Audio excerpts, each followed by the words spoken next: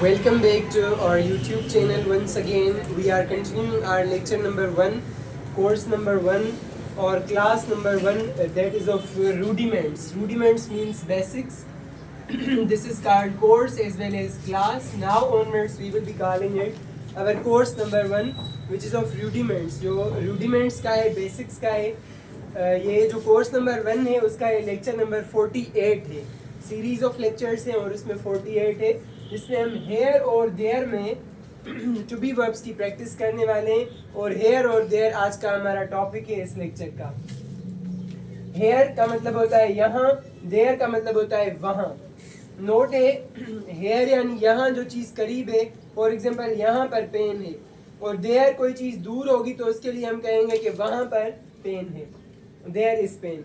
Note here there can also be use in all to be verbs. Here there भी सारे to be verbs में इस्तेमाल हो सकता है.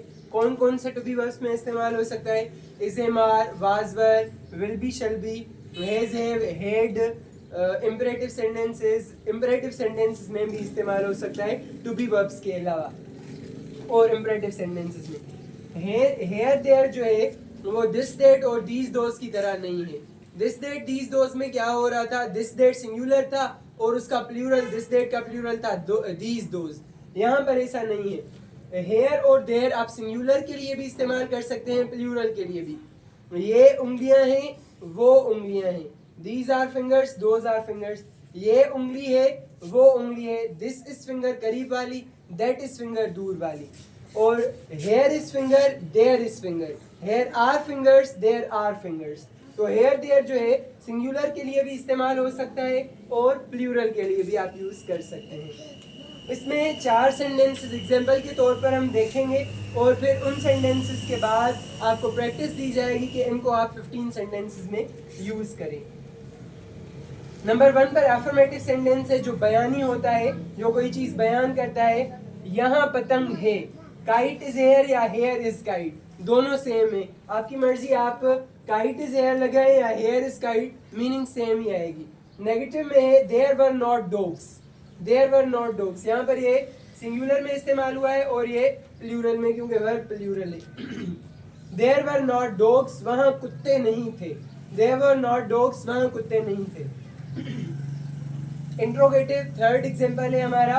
Head those people kites here. Had those people kites here. अभी देखें यहाँ पर हेड भी यूज हो रहा है, दीज दोज भी यूज हो रहा है.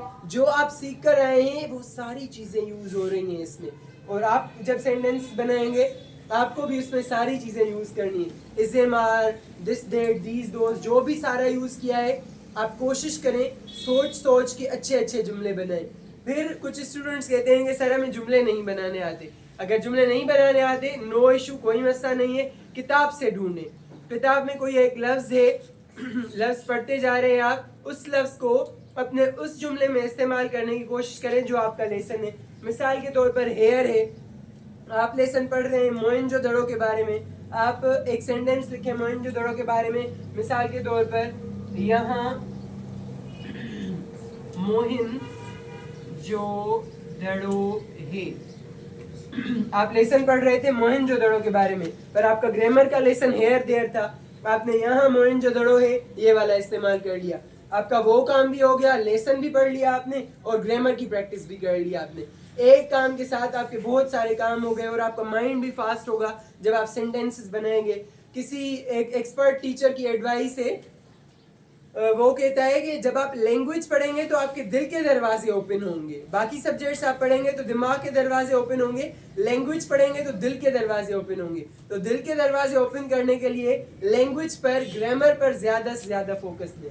सो next one, here those people kites here. क्या उन लोगों के पास यहाँ पतंगें थी. यहाँ पर हेयर जो है आखिर में लगा है क्योंकि इसका स्ट्रक्चर नहीं है. मैंने पहले ही बताया कि एज एम आर से इम्परेटिव सेंटेंसेस से लेकर विल हैव शैल हैव तक हमने सबका स्ट्रक्चर पढ़ा है क्योंकि वो टू बी वर्ब्स हैं और उनके रूल्स होते हैं.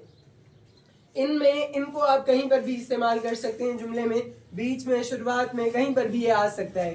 तो हेयर यहाँ पर हमने आखिर में लगाया है. आप भी शुरू में भी लगा सकते हैं, बीच में भी लगा सकते हैं. जहाँ पर ग्रामेटिकली करेक्ट होगा आप वहाँ पर इस्तेमाल कर सकते हैं. Interrogative and negative. Is there not pen. Is there not pen, क्या वहाँ कलम नहीं है, इज देयर नॉट पेन इसे मार में इस्तेमाल किया। इसके बाद आपको 15 सेंटेंसेस प्रैक्टिस करने हैं और जिस तरीके से मैंने बताया आपको सब्जेक्ट ऑर्डर में प्रैक्टिस करने हैं। सब्जेक्ट ऑर्डर के अलावा सब्जेक्ट ऑर्डर का लेक्चर अवेलेबल है। सब्जेक्ट ऑर्डर के अलावा आपको सेंटेंसेस ये प्रैक्टिस करने हैं सारे टू बी वर्ब्स में, जो भी टू बी वर्ब्स हैं इज एम आर से लेकर will be, shall B, will have, shall have तक सारे टू बी वर्ब्स में। और हमारे चैनल को लाइक करें, सब्सक्राइब करें और ज़्यादा से ज़्यादा शेयर करें प्लीज़। और सबकी एडवाइस, पूरी ग्रामर, पूरी लैंग्वेज आपकी इम्प्रूव हो सकती है जब आप ये करेंगे, रीड मोर, ज़्यादा से ज़्यादा रीडिंग करें, नॉवेल्स पढ़ें, बुक्स पढ़ें, मूवीज़ वॉच करें, इवन सॉन्ग्स सुने इंग्लिश में, वर्ड्स याद करें, उस पर सोचें, एनालाइज करें चीज़ों को इंग्लिश में, सोचें इंग्लिश में आप बात करें, फिर देखेंगे आपकी इंग्लिश कैसे फटाफट इम्प्रूव होती है। Thank you so much, good bye.